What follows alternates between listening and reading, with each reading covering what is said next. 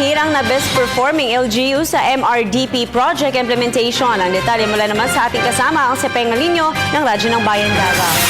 Nakuha ng pamahalaang lokal ng Davao Oriental ang nakapipitagang mga awards mula sa Mindanao Rural Development Program o MRDP pagdating sa rural infrastructure na na-implementa nito lalo na sa pinakamalaking accomplishment nito sa 289 na milyong katil irrigation system na isa sa malaking proyekto ng MRDP2.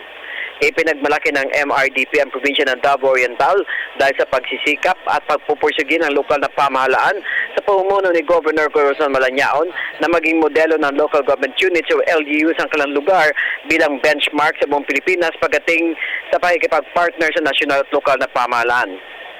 Si Malañaon na nakatanggap ng Outstanding Achievement Award dahil sa kanyang ordinary leadership ay nagpasalamat naman sa MRDP sa pagtulong nito sa probinsya na isaan niya itong napakalaking bagay para sa mga naninirahan sa kanyang probinsya at sa pamamagitan ng World Bank sa tiwala sa kakayahan ng lokal na pamahalaan ng Davao Oriental. Ang Davao Oriental cited as best performing LGU in MRDP project implementation. Sa Telebisyon ng Bayan, Pengalinyo, Radyo ng Bayan, Davao.